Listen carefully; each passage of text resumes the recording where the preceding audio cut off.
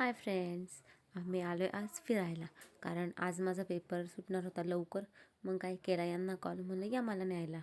मग आल्यानंतर ठरलं फिरायला जायचं. मग काय गेलो फिरायला. पेपर झाला असं वाटलं लवकर निघू आम्ही, पण कसलं काय, पेपर झाल्या लगेचच ग्रुपला मेसेज, या असाइनमेंट घेऊन या, हे घेऊन. गेलो असाइनमेंट घ्यायला, तर तिथे एवढी गर्दी, कसं बसा तिथं पटकन देऊन निघालो जेवायला. पटकन जेवून आवरून गेलो बाहेर, तर आलेले हे न्यायला. मग काय ठरलं फिरायला जायचं.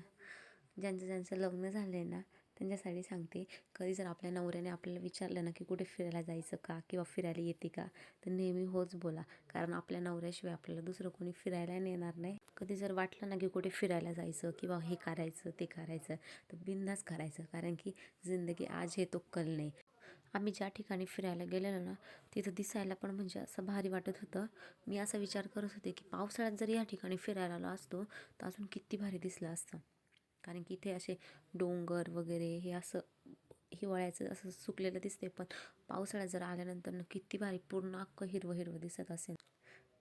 नेमकी हा व्ह्यू बघता बघता यांनी मध्येच विचारला प्रश्न की पेपर कसा गेला.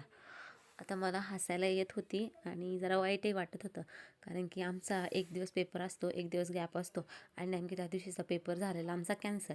पण यांना काय ते माहीत नव्हतं, कारण हे गेलेले कामाला. मग म्हणलं आता चला यांच्यासोबत एक प्रँक करावं.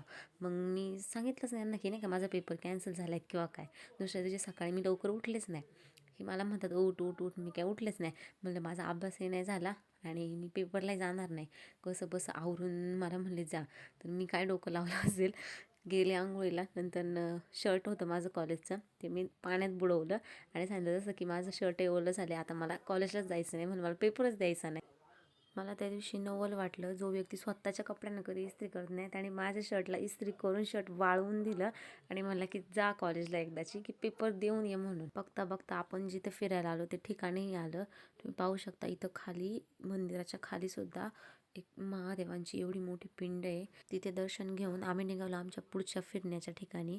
तर ते त्याच मंदिराच्या थोडंसं वरती अजून एक मंदिर आहे, हे तुम्ही पाहू शकता. इथं आपल्याला जायचं आहे. आता आम्ही निघालो वरती चालत, पण थोडंसं चाललो आणि एवढा दम लागला ना, मग काय म्हणलं आज काय झालं तरी त्या मंदिरापाशी जाऊ आपण आणि येऊ पाहून. कारण ते मंदिर पण मी असं ऐकलं नाही का, ते वैष्णवदेवीचं मंदिर आहे आणि ते आतून एवढं भारी दिसतंय ना. मी रिअलमध्ये पाहिल्यावरती मला एवढं भारी वाटलं नाही मंदिर.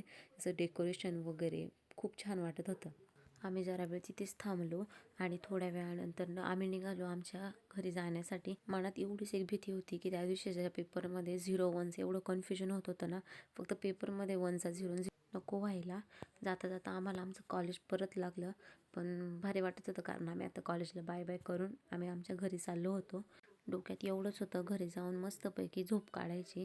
कारण की दिवसभर दमून आणि तो पेपरचा लोड घेऊन ना खूप डोकं दुखत होतं आणि कंटाळाही आलेला.